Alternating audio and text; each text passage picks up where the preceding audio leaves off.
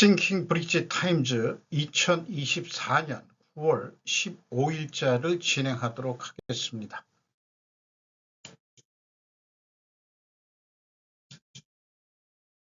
오늘의 편집 내용 제목들이 되겠습니다. 이번엔 일토요다와 미 지행과 손잡은 현대차, 판 바뀌는 미래차라는 제목으로 구경호 기자가 서울경제에서 보도했습니다.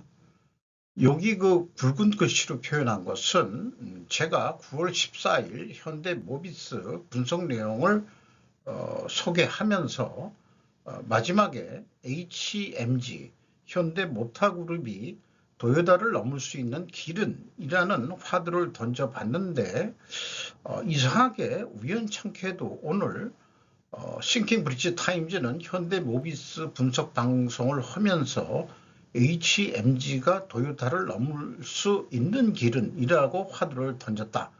주로 제 관점은 대중소기업 상생 차원 관점에서였는데, 그런데 이 기사는 완성체 업체 간 상생 협력이 일어나는 것일까라는 질문을 던지게 됩니다.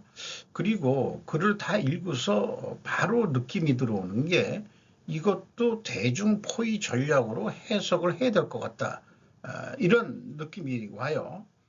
정 회장은 지난 12일 뉴욕에서 미국의 자동차 공룡 제너럴 모터스 메리 바라 회장과 생산, 개발, 발주 등을 공유하는 포괄적 협력을 위한 양해각서를 체결했다고 깜짝 발표를 했는데, 이게 업계, 전 세계 업계인지 아닌지는 모르겠습니다만 파장을 일으켰답니다. 그런데 1위 일본 도요다 그룹이 도요다 아키오 회장과 이달 말에 회동한답니다. 서울에서. 현재 그 현대차 그룹이 그 글로벌 3위로 랭크가 돼 있다고 그러죠. 그래서 그 지금 현대차의 행보에 모빌리티 시장 전체가 좀 들썩이고 있다, 이렇게 얘기를 하고 있네요. 이 도요다 회장, 아키오 회장이 서울을 방문 일정에 맞춰서 정 회장과 회동한다. 아키오 회장이 왜 한국에 오는지 그거가 이제 뭐 매우 궁금하다는 얘기죠. 그래서 업계가 되게 궁금해한 거는 비공개로 진행될 회의에서 오가는 논의들이 과연 뭐가 논의가 될 거냐, 이런 쪽의 뉴스였습니다. 그래서 제 생각을 좀 정리해 보면은 이 회동은 미국이 중국산 전기차 관세 100% 부과 조치로 나온 흐름이다. 바이든 대통령도 민주당의 재집권을 위해서 그 정책 조치를 바로바로 트럼프가 공약한 것보다 더 높게 그렇게 지금 정책을 피는 것 같습니다. 그래서 이 절호의 기회를 너무 치열한 경쟁을 하지 말자고 한일 협력에 의한 성정을 도모하자는 것이 아닐까. 현대는 사실상 전기차라든지 또 그 전통적인 그 화석연료 엔진 이런 것 등의 포트폴리오 전략은 하고 있었다라고 저는 생각을 합니다. 한일 왕성차 업계의 협력은 아마 한일 협력의 그 상징이 될 것이고, 이것은 또한 일본 차기 총리에도 선거에도 영향을 줄지도 모른다, 이런 생각을 해보게 돼요. 결국 그 중국의 전기차가 미국으로 안 들어가게 되면은 그 시장을 누가 이득을 보겠냐, 한일이. 근데 그 도요다가 좀 전기차를 좀 늦게 해도 괜찮다, 아키오 회장이 계속 그래서 하이브리드 쪽으로 해서 또 전 세계 1위를 하고 있습니다만은 지금 시장이 갑자기 열린다 이거죠. 그러면은 또 현대차가 EV를 그 도요다보다는 먼저 갔기 때문에 아마 그 한일 협력에 우리가 좀 유리한 그런 입장으로 찾아오는 사람이 아쉬운 거다. 한마디로 그런 생각이 들어갑니다. 의견, 중국이 훔친 러시아 땅을 되찾아야 할 때가 된 것은 아닐까요?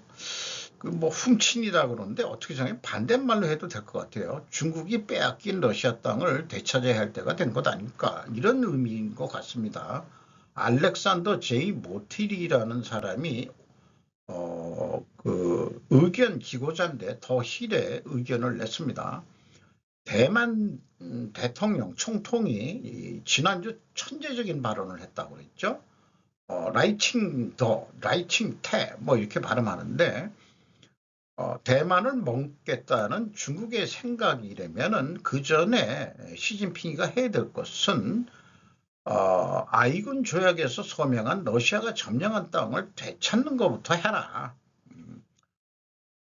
저항하기에는 너무 약했던 청왕조가 그 자꾸 땅을 뺏겼었는데, 청나라 말년에 마오쩌둥이 수십 년이 지난 후에 이를 뒤집는데 성공했지만 아직도 러시아로부터 뺏긴 땅을 찾지 못한 데가 많다. 뭐 한마디로 우리는 연해주 뭐 이런 데죠. 모스크바가 우크라이나, 벨라루스 및 기타 영토가 역사적으로 러시아의 영토라고 주장한다면은 중국은 러시아 연방 극동 지역의 상당 부분이 역사적으로 중국 영토라고 주장할 수 있는 거 아니냐.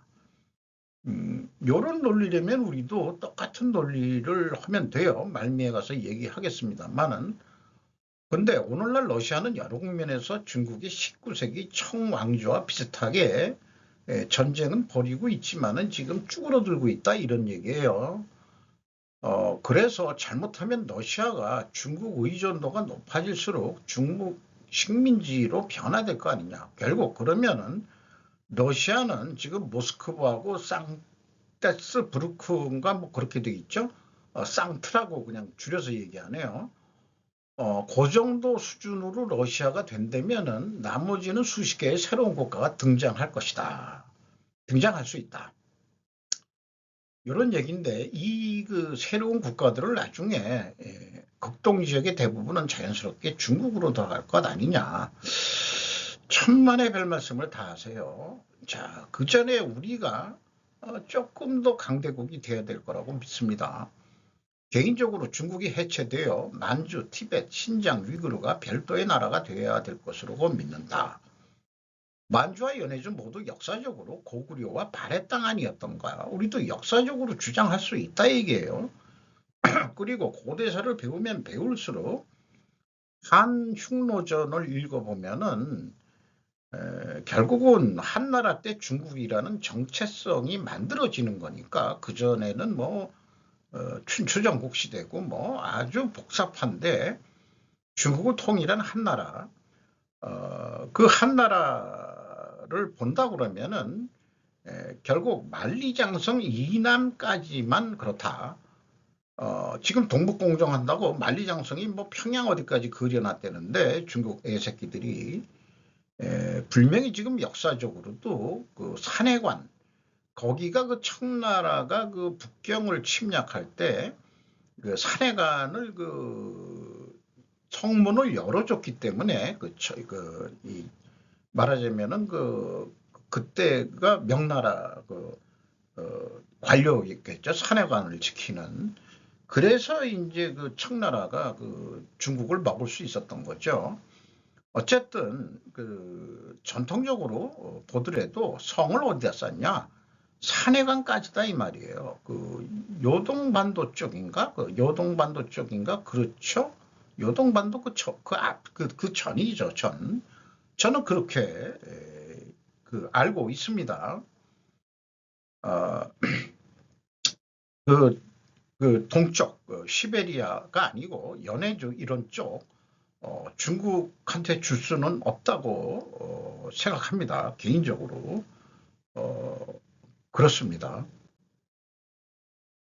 1번 제목 그대로 가져왔는데 이 번역이 너무 짧아가지고 원문이 뭐였지 했더니 희생은 당연 명확한 미국의 그 대중 전략 잔혹 숙기로 이렇게 돼 있는 거예요. 근데 뭐가 잔인하다는 것인지라는 질문을 던지고 싶어요. 다 읽고 나서 현재 미국의 그 시나리오는 일본한테 있어서 최악의 시나리오는 해병대 원정 전진기지 작전 EABO라고 하는데 희생은 전제 조건인 스탠드인 부대다. 그 해병대가 그런 역할을 한다는 얘기죠. 그런데 이런 부대를 오키나와에 그 발족이 됐다 이게 2013년 11월에 그리고 이 EABO의 동맹국 부대도 활용하려고 그런다 미국이. 그러니까 이게 일본으로서는 최악의 시나리오다 이렇게 얘기하는 거죠. 어쨌든 중국하고 전쟁이 일어나면은 이 EABO 그 해병대 팀이 먼저 희생당하고 나머지 만약에 중국이 선제 공격이 있을 때는 선제 공격하는 당하는 쪽에서는 이미 피해를 어느 정도 볼 수 있기 때문에 여기에서의 그 전쟁 시나리오는 미군 해군 기지가 있는 요코스카 항 여기에서 일단은 그 탈출하려고 하는 거 아니냐 일본에서. 그리고 이제 다시 뭐 전쟁을 그때까지 안전하게 탈출할 때까지 미국 해병대나 동맹국의 이 해병대들이 희생양이 된다 이런 얘기예요. 이런 게 이게 너무 잔인한 거 아니냐 이렇게 얘기하는데 잔인한 거는 니들이 일본이 더하면 더했지. 옛날에 전 국민이 죽을 각오로 미국하고 대항해서 질 거는 알지만은 우리가 지더라도 다 죽더라도 미국 놈들을 많이 죽고서 지겠다고 했던 애들 아니에요. 그러니까 가미가제 특공대도 나오고 자살 할복 자신이 나오고 너무 잔인한 애들도 사실 일본 애들 아니었냐. 지금에 와서 무슨 평화민족처럼 이런 기고를 합니까? 후세 육도라시는 분이 요거 그 역사관을 갖는 그런 걸 좀 해야 되겠죠. 지금 미국이 하고 있는 거는 중국의 그 팽창을 막기 위한 한미일 동맹으로 또 이제 필리핀까지 끼고 있죠. 필리핀까지 확대를 하고 있습니다. 그러니까 한미일 동맹이 아니고 한국, 일본, 대만, 필리핀이 중국을 둘러싸고서 막는 형국을 만들고 거기에 무기 배치들 내지는 군대 배치, 미사일 배치 하는 건데 일본이 벌써 그 미국의 미사일 기지로 둔갑했던 이렇게 되는데 둔갑은 무슨 둔갑이냐. 원래 그렇게 하기로 협정을 맺은 거 아니냐. 그런데 필리핀의 군사훈련 목적으로 함정 70%, 공군 50%가 사정권, 중거리 미사일로 중포위 했는데 미국 육군이 타이푼 중거리 미사일 포대를 필리핀 배치하고 이어 일본 배치도 추진한다. 이런 뉴스를 최유식 기자가 조선일보에서 보도를 했습니다. 요 밤에 무슨 이게 하역하는 건데 중국이 항의를 하니까 필리핀에서는 직접 구매할 거야. 이렇게 이제 대응을 하고 있다는 거죠. 지금 맨 처음에 그 한일 그 자동차 완성업체 협력이나 그 다음에 뭐 그 미국이 그 중거리 미사일 배치하고 그 다음에 원래 그 전방부대에는 원래 희생을 하게 돼 있는 각오라고 전방부대에 있는 거 아닙니까? 그렇게 우리도 그렇게 알고 있고 그래서 그 전방에 배치를 당하면 힘들겠다 뭐 하지만은 잠깐 전쟁이 만약 일어나면 전방부대가 먼저 피해가 되는 건 당연한 이치다 이런 얘기예요. 근데 요즘은 이제 전쟁의 형태가 많이 바뀌어가지고 무인전쟁 시대로 또 간다는 얘기도 있죠. 지금 그런 상황인 것 같습니다. 한일이 제3국에서의 자국민 보호 협력의 합의, 한반도 유사시와 순서가 반대된 것은 아닐까? 뭐 나름대로 적합한 지적인 뉴스 같은데요. 마키노 요시히로라고 포브스 재팬판에 일본판에서 얘기를 했습니다.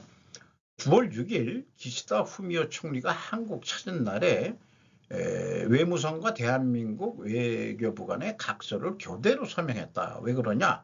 그때 그 일본 외무성장관 그 가미카와 외상이 그 호주의 그 1호 외무 방위 강요 협의 출석하기 위해서 오스트레일리아, 호주 멜버른에 있었기 때문에 그래서 돌려가면 서명하는 꼴이 됐다는 것이다. 그래서 한일 간의 제3국에서의 한국과 일본의 유사시 자국민 대피 보호에 대한 협의를 촉구할 필요가 있지 않을까 이렇게 얘기를 하고 있는 거죠. 한국에서 유사시 이런 얘기인데 어쨌든 최근에 그 무슨 저기 그 중동이라든지 아프리카 뭐 이런 데서 내전이나 이런 거 있을 때 우리가 여유 있을 때 일본인들을 먼저 우리가 실질적으로 그런 협정이 없더라도 일본인들이 그 말하자면은 도피하는데 철수하는데 우리나라가 도움을 먼저 줬죠. 그리고 빌 클린턴 행정부 시절에는 미국으로부터 한국에 사는 미국 시민들의 대피를 은밀히 타진받던 김영삼 당시 대통령이 국내가 패닉에 빠질 것을 우려해 협의를 거절하기도 했다. 뭐 니들 미국 놈들만 살자고 도망가고 우리는 뭐 죽어도 좋다는 얘기냐. 그래서 기시다 총리와 윤 대통령 사이 한일 관계가 개선은 됐지만은 쭉 얘기를 그렇게 풀어 매기고 있습니다. 어쨌든 미군은 그 서울 이남 쪽을 거점으로 해서 미국인들을 수송을 하는 거다. 이렇게 되는데 이 미사일 전쟁 시대에 뭐 도망간다 뭐 한다 그 철수한다 뭐 이러기보다는 여기에서 전문가들은 견고한 지하시설에 물과 식량 담요 등을 상비하고 열흘 정도는 농성할 수 있는 태세를 취하는 것이 현실적이다. 또 이렇게까지 얘기하는 것도 소개는 하고 있습니다. 한국 야당 세력에서는 과거 일본 통치와 연계해 한일 안보 협력을 비난하는 발언이 이어지고 있다. 일본이 영부로 등과 추진 중인 연료 등 물자를 융통하는 물품 역무 상호 제공 협정 ACSA나 자유대여 각국 군대가 상호 왕래를 원활하게 협정 RAA 등을 한국과 맺을 움직임도 고조되지 않은 상태에서 그런 제3국에서의 자국민 보호에 협력을 한다. 이게 순서가 뒤바뀐 거 아니냐. 이 사람의 얘기도 일리가 있는 것 같아요. 그래서 일본의 시선은 주로 그 대만 유사시에만 쏠려 있는데 북한도 상당히 위태로운 거 아니냐. 그러니까 한국 유사시에 한국에 있는 일본인들을 어떻게 대피시키냐가 먼저 거론돼야 되는 거 아니냐라는 얘기를 하고 있는데 이런 글을 쓰려고 그러면은 자기네들 일본 유사시는 왜 여기에 안 넣는지 모르겠어요. 일본은 안전한데냐? 왜냐? 대만이 위험할 정도면은 오키나와도 그 공격을 할 수 있죠. 중국이 막판에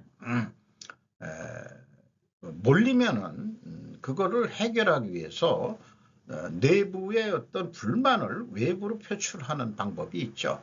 오키나와만 침공하냐 아니면은 제주도도 타격이 될 수 있고 그렇긴데 또 홋카이도는 왜 생각 안 하냐. 원래 그 러시아 애들이 거기도 호시탐탐 노리던 데 아니냐. 이런 거니까 일본은 한국은 뭐 제주도 그다음에 이제 북쪽에서 북한이 내려오는 것도 있지만 중공에 의한 그 제주도부터 제주도 생각하면은 그 중국 애들이 무비자로 들어오게 이 제주도를 팔아먹은 중국 그 친중 매국노 애새끼들 때문에 아주 그 스트레스까지만 기분 나쁘지만 왜 호외성이 없기 때문에 그래요. 우리가 중국에 지금 여행 가려고 그러면 사실상 비자를 받아야 됩니다. 편법으로 뭐 어떻게 뭐 홍콩 경유 뭐 해서 잠깐 24시간 공항에서 체류해서 타고 오는 거 뭐 이런 거 말고요.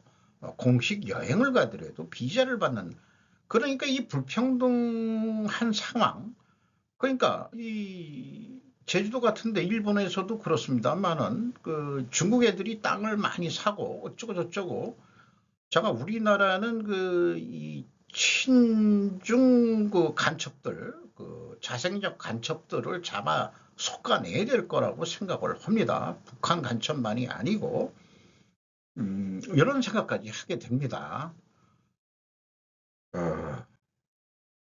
한국은 잠재적 파트너 K방사는 왜 전 세계에서 인기가 높을까? 한영대 기자가 헤럴드 경제에서 보도를 한 내용인데, 네덜란드 국방장관이 한국 방산 뛰어나, 폴란드 대통령 하나 카이 현대 롯데 부스 방문, 고객이 원하는 시점보다 빠르게 무기 납품, 뛰어난 성능도 인기 비율 중 하나. 근데 이 소 제목만 제가 그냥 인용을 하고 나머지는 그 띵킹 브릿지 타임즈 제 견해를 좀 말씀드리면은, 한국이 방산 제품을 수출할 수 있게 된 것은 사실상 트럼프 때문이라고 해석하고자 한다. 트럼프 집권 시 유럽에 더 이상 미국 국방비 과대로 인하여 유럽 보고 방위비 증액을 요구했고, 우리나라한테도 물론 요구를 했죠. 2차 대전 이후 자유세계의 EU 경제는 국방비를 줄이고 미국이 지켜주니까 사회주의 정당들이 득세를 하면서 복지를 앞세우고 집권을 장기적으로 해오고 있는데, 결론은 러시아가 우크라이나 침공하면서 지금 발등에 불이 떨어진 거죠. 상대적으로 한국은 자주국방 산업 체제이죠. 산업 자체가.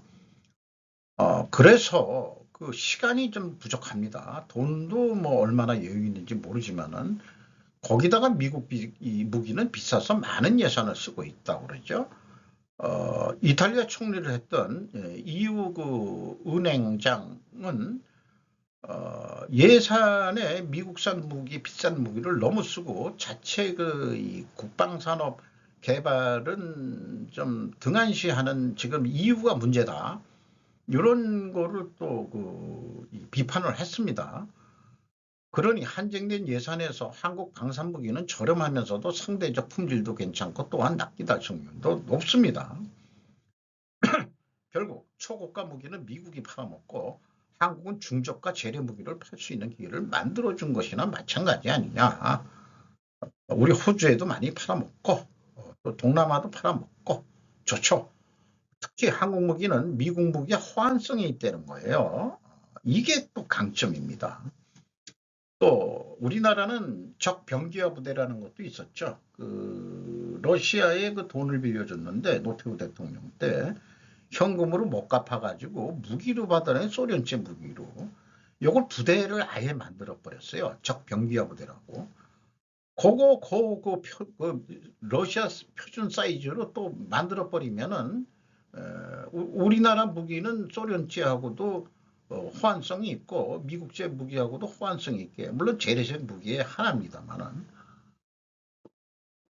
어쨌든 동아시아에서 북중을 상대하기 위해서는 한국의 국방력이 강화되어야 되지 않겠냐.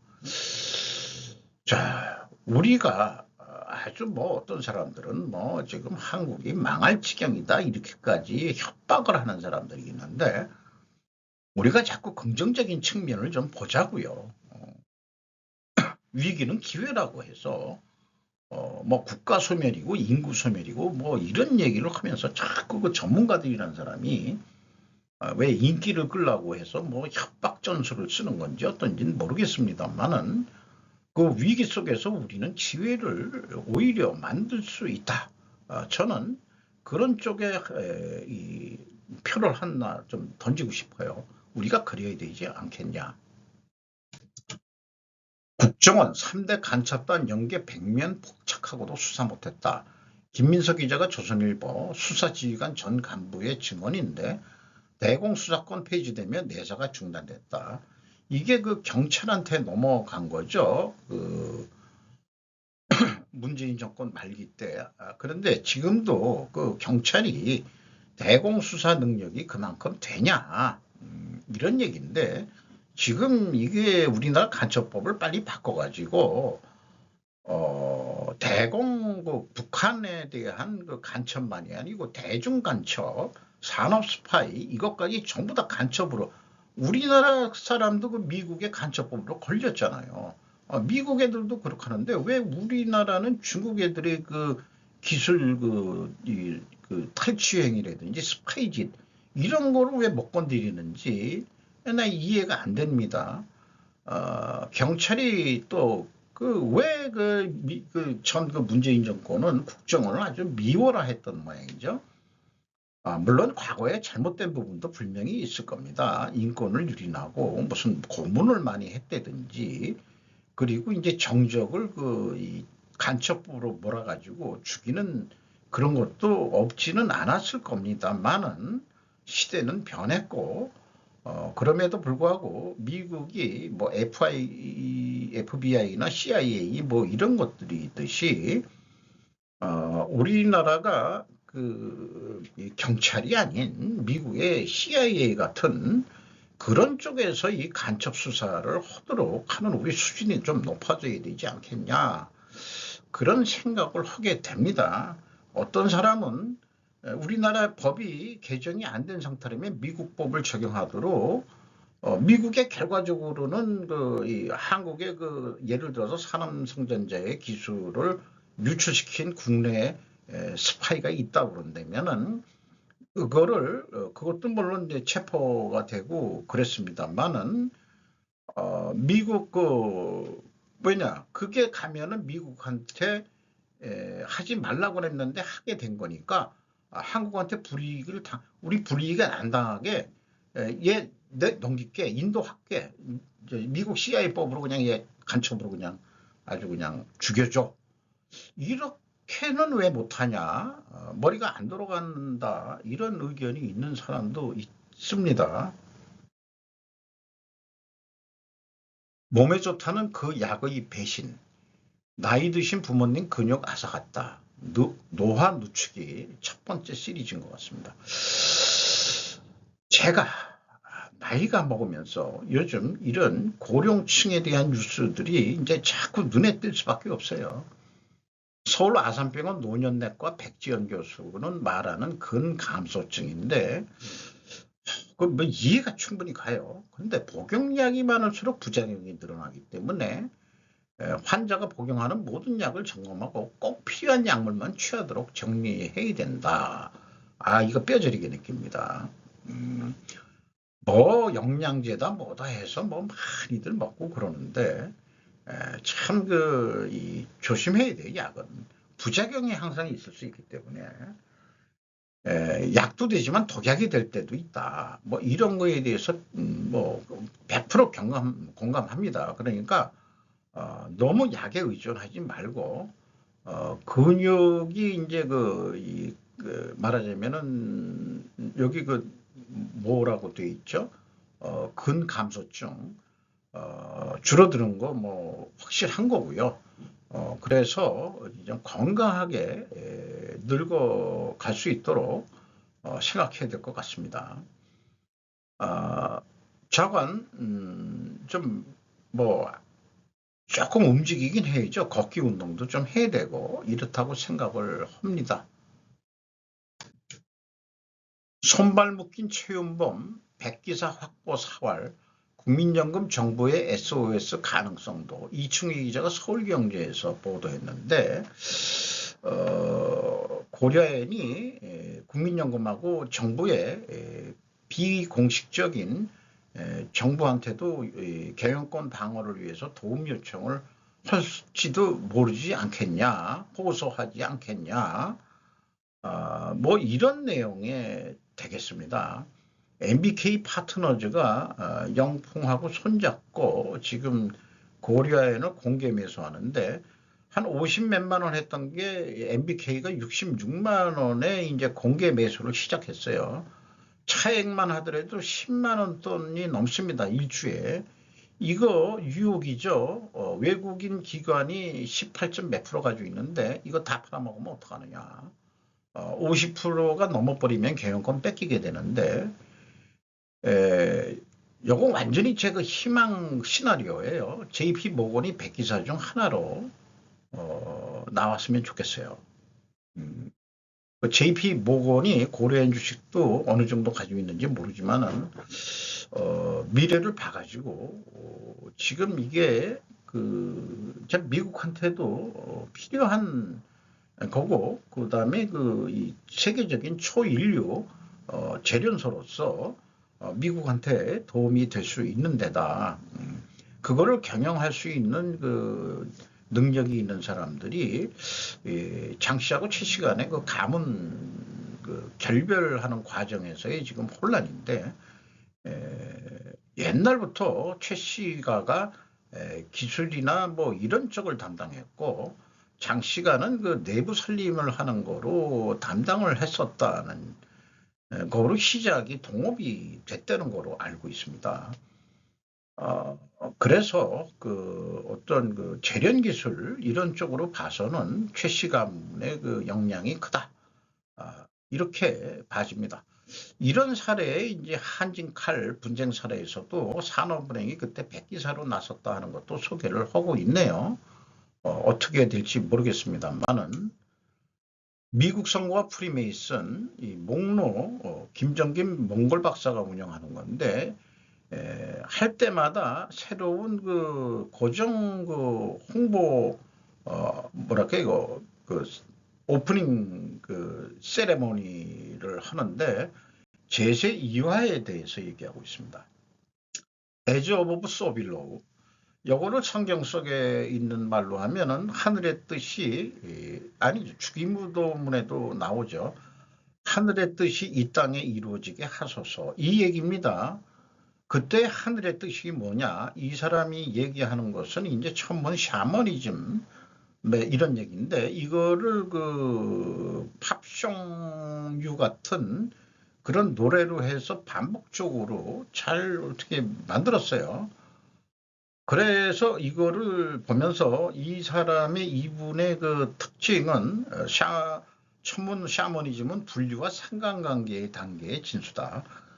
천문이라는 건 사실은 과학의 발전 단계 1단계에 해당합니다. 분류를 잘하는 거예요. 별자리 만드는 거가 분류하는 겁니다.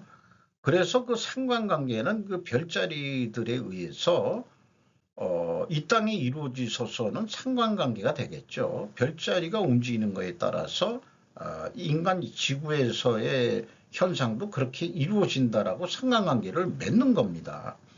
그러니까 과학의 단가로는 더 나아갈 수가 없는 그런 거죠. 중국에 대해서 논의를 한 게 있습니다. 요거 아까 그 지금 국정원에 왜 못 넘기냐 하는 거 이 사람 얘기기도 합니다. 뭐 그런 거고요. 그 다음에 이제 일본에 대한 얘기도 좀 의견이 나왔고, 그 다음에 이제 미국 트럼프가 영프 로스차일드 관계는 쉽지 않을 것 같다. 영국이 많이 이제 그 쇠퇴했다고 하지만은 금융 쪽에 대해서는 아직 우리 아직 안 죽었어. 이런 얘기고 미국에도 그 로스차일드가 록펠러나 뭐 이런 데를 통해서 이름이 안 알려졌었는데 실질상으로 JP 모건이라든지 또 어딘가요? 뭐 어디 뭐 이런데 근데 로스차일드도 형제들이 오형제부터 시작을 했기 때문에 가문에 따라서 이제 한 몇 대가 내려오면서 거기서도 자기네들이 중심적으로 활동하는 나라들의 이해관계가 갈리기 때문에 그런 이해관계가 정치적인 측면에서 나라별로도 그 영향을 미치고 있다는 거로 해석을 해내고 있습니다. 이런 거를 우리는 과학적인 인과관계라기보다는 상관관계로 지금 풀어가고 있다. 이런 느낌을 저는 지울 수가 없는 거죠. 그리고 도널드 트럼프가 프리메이슨이다. 진실 공개한다는 뉴스들한 것도 있었다 그러고 미국에서 현재 금이 빠져나가고 있는데 지금 암호화폐라든지 그 다음에 이제 다른 패권화폐 이런 거를 로스차일드 가문이 절대 안 뺏기려고 지금 할 거다. 뭐 이런 얘기고요. 그래서 한국은 중국을 잊고 살아야 된다. 이제 이런 얘기고 러시아 전 국방장관 쇼이구가 북한 방문과 우라늄 농축시설 공개가 거의 같은 시기라는 게 의미하는 바가 뭔지를 찾아봐야 된다. 이런 걸 상관관계라 그러는 거죠.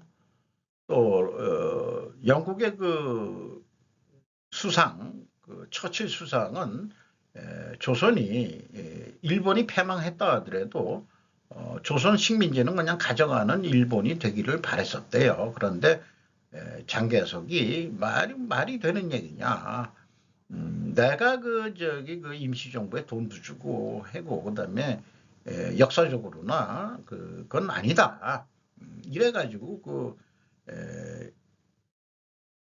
장개석이하고 미국 루즈벨트 쪽에서도 그때도 영국이 자기네들이 책 못 질 2차 대전을 일으켜 놓고 결국 미국 때문에 승리한 게 되니까 2차 대전 이후로 영국은 이제 대영 제국은 없어진 거죠. 그냥 잉글랜드 된 거죠. 잉글랜드.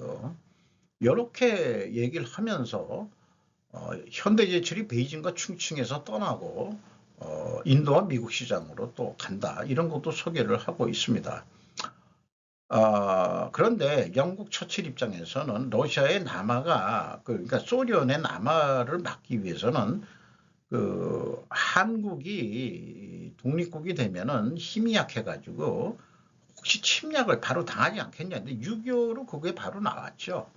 그때 38선을 그렇게 합의한 게 아니고 압록강으로 합의를 했었어야 되는데 어쨌거나 38선이 그렇게 되는 바람에 38선이 뭔가 또 중요한 의미가 있답니다. 무인전쟁 1 이것도 시리즈로 나갈 모양이에요. 기관총 찬 로봇계 정찰하는 무인차 육군의 진화 박진우 기자가 조선비지에서 요거는 하나 에어로스페이스가 개발한 UGV 아리온스 맷이라는 겁니다. 이게 완전 자기 보호견을 데리고서 전진하는 장면인 거죠. 이 사람 눈보다도 더 빠르게 무슨 감시할 수 있는 그런 게 있는 거고, 여기 여권은 현대로템의 UGV HR 세르파, UGV가 뭐의 약자인지는 여기에 뭐 안 나와 있네요. 제가 인용을 못했을 수도 있습니다. 자관, 무인 전쟁, 드론 전쟁 이런 식으로 해서 이제 미래 전쟁의 형태가 인구도 줄고 무인 전쟁의 시기가 될 것 같다. 요거는 이제 미군 해외 비교 성능 시험에 참가한 하나 에어로스페이스의 아리온스 맷에 대한 소개 동영상이고, 요것은 현대차가 보스턴 다이내믹스 로봇사를 인수를 했죠. 이게 고스트 로보틱스의 비전 60 미군 등에서 지금 실험을 하고 있다. 이런 얘기도 하고 있습니다. 이상 마치도록 하겠습니다.